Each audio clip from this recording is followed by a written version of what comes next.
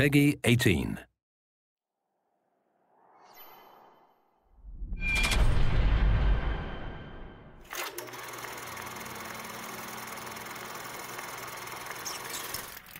When you think about Bioshock Infinite's characters, in Bioshock 1, I think the biggest character in the world was actually the world of Rapture. And I think with Infinite, we're continuing that tradition as well, that there's a lot of narrative told in the world, and very much probably on the same scale as there was with Bioshock 1.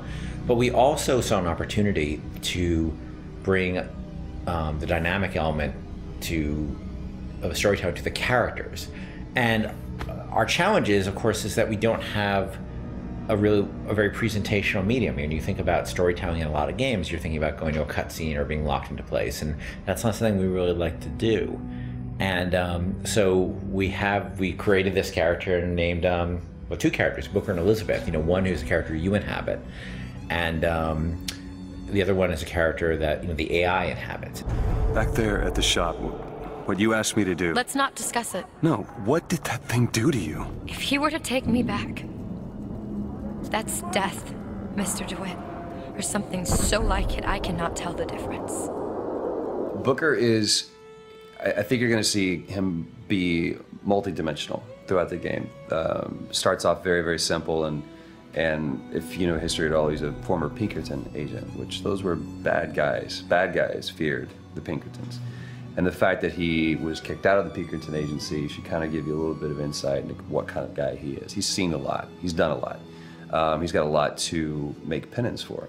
And when he's presented this opportunity, which at first is just a job to him, of getting Elizabeth out of her gilded cage and taking her from point A to point B, that's where I think his journey starts, not just in a literal sense, but more of a metaphorical sense as well.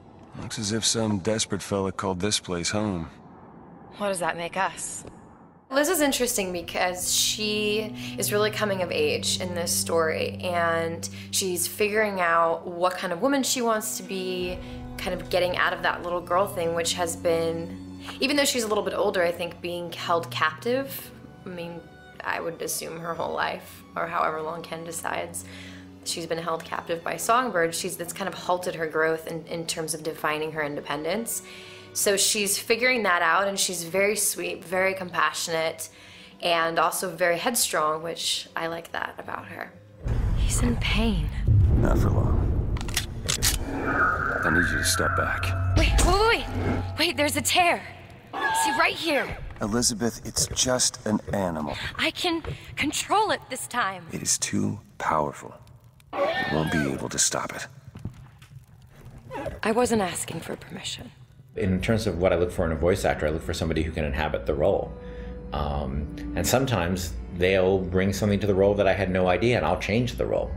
With both of them, I think I saw people who sort of inhabited the basics of what I saw in the character, but they were also very good at taking direction. They're very good at responding to feedback, and that's what I mean more. It's less direction and more feedback, because a lot of times I don't even know what I want, and I'm just sort of saying, let's try in this area, and they're very open to that, and they're really